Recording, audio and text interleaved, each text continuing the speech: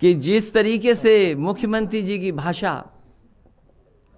और क्या भाषा है उनकी, आज भी कुछ बहुत अच्छा कहा उन्होंने।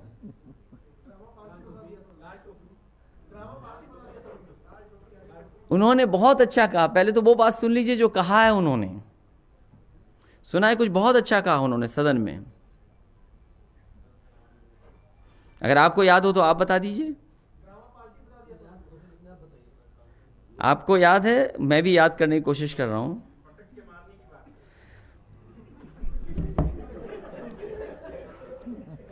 अच्छा हुआ कि मेरा मैसेज खुलने से पहले आपने बता दिया।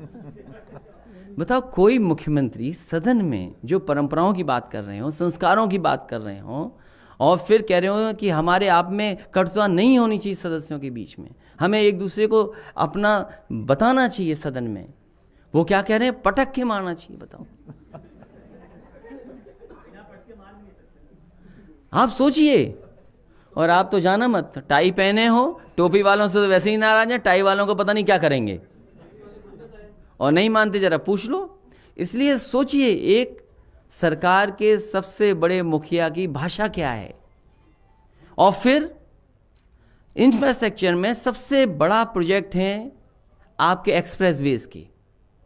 मैं सरकार से जानना चाहता हूं, क्या एक्सप्रेसवेज उनके दिए गए हैं? क्या उन्होंने अपने संकल्प पत्र में एक्सप्रेसवे लिखा था? बिजली के सेक्टर में कितना ट्रांसमिशन लाइंस बिछी हैं, कितना डिस्ट्रीब्यूशन पे काम हुआ है, कितना जनरेशन में काम हुआ है। और कम से कम सरकार ये बताए कि उत्तर प्रदेश में जो समाजवादी सरकार में थर्मल प्लांट 660 सुपर क्रिटिकल लगातार लग रहे थे, वो कितने पूरे हो गए हैं। समाजवादी सरकार में हरदोगंज में 660 सुपर क्रिटिकल प्लांट लग रहा था। आपके एटा में 3x660 सुपर क्रिटिकल प्लांट लग रहा था, थर्मल बेस।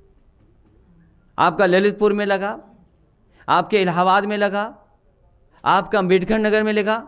मैं आपसे जानना चाहता हूं कि क्या वजह है कि मुख्यमंत्री जी के मुंह से पटकना, ठोकना, ये सब तो आता है, लेकिन कभी थर्मल 660 सुपर क्रिटिकल प्लांट की बात क्यों नहीं आती है? और फिर एक यूनिट बिजली नहीं बनाई, और बिजली कितनी महंगी कर दी। इसी तरह हेल्थ सेक्टर में कहते हैं कि हमने इतने मेडिकल कॉलेज बना दिए। कौन सा मेडिकल कॉलेज बनाई? ये पुरानी योजनाओं को ही आगे बढ़ा रहे हैं।